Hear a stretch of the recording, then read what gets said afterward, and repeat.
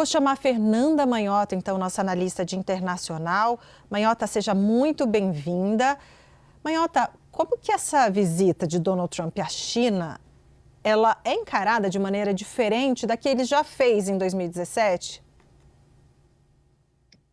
Pois é, Débora, boa tarde a você, a todos que nos acompanham no 360. Eu diria, Débora, que quase 10 anos depois tudo mudou. O mundo não é mais o mesmo, os Estados Unidos não são mais o mesmo e nem a China é mais a mesma. Todas as circunstâncias, de certa forma, reposicionam as peças desse jogo. Quando a gente pensa no mundo, dá para dizer que em 2017 nós tínhamos a globalização como algo inevitável, ainda que já houvesse naquele momento um movimento de fragmentação, né? O Brexit tinha acontecido em 2016, a própria eleição do Trump, com uma onda nacionalista e protecionista, vinha nessa mesma direção, mas o foco ainda estava na integração das cadeias produtivas, na colaboração entre as sociedades, e hoje a gente vê um mundo bem diferente, né? Um mundo em que o foco, basicamente, dos países e das potências está em segurança econômica, em disputa tecnológica. Inclusive, isso é uma outra diferença marcante, quer dizer, a relação bilateral saiu do tradicional, da guerra comercial, como na época se falava, ou até da guerra cambial, para chegar à disputa em relação a temas mais sensíveis, né? Chips, inteligência artificial, terras raras, cadeias críticas e tudo isso.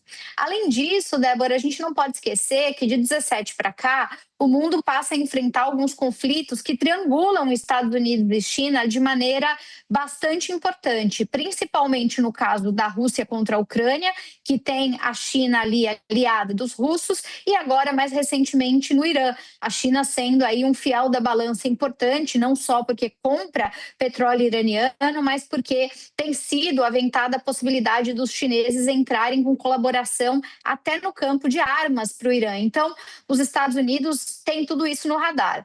Quando a gente sai desse macro cenário e vai para cada um dos dois países, eu reforço aqui a tese de que eles não são mais os mesmos, né? O Trump de 2026, ele é um Trump muito mais interessado em política externa, muito mais arrojado do ponto de vista, eu diria até ideológico nesse sentido, sedento por fazer legado, por deixar uma marca, e ele está muito cercado de figuras que são absolutamente alinhadas ao trumpismo que se consolidou.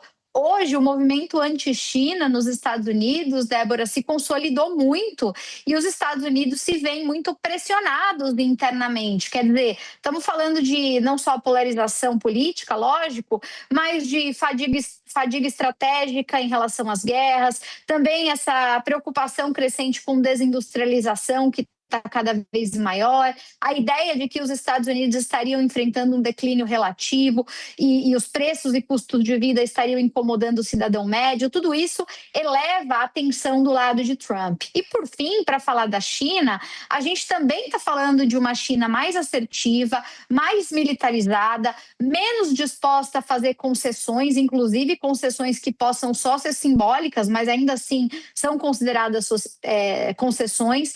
E eu diria que os grandes projetos do Xi Jinping, que começaram ali entre 2015 e 2017, eles agora estão a plenos pulmões, estão dando seus resultados mais óbvios. Entre eles, o Belt and Road, a reconstrução da Rota da Seda, que se intensificou no mundo todo e criou parcerias estratégicas em todos os continentes, fazendo com que os países hoje sejam mais dependentes da China do que há 10 anos atrás. E o próprio Made in China 2025, que venceu agora no ano passado, um projeto de 2015, e que representou o salto de inovação e de desenvolvimento tecnológico da China para todas as áreas que a gente mesmo vê aqui no Brasil, desde o carro elétrico até a vacina, passando por telecomunicações, indústria de satélites e por aí vai. Então, os chineses têm hoje uma condição de negociação e de barganha muito superior ao que eles tinham naquele momento e encontram os Estados Unidos muito mais preocupados com essa própria condição. Então, essa é uma reunião muito importante, estratégica, porque ela rebate em uma série de temas do mundo para além da agenda entre os dois países, Débora.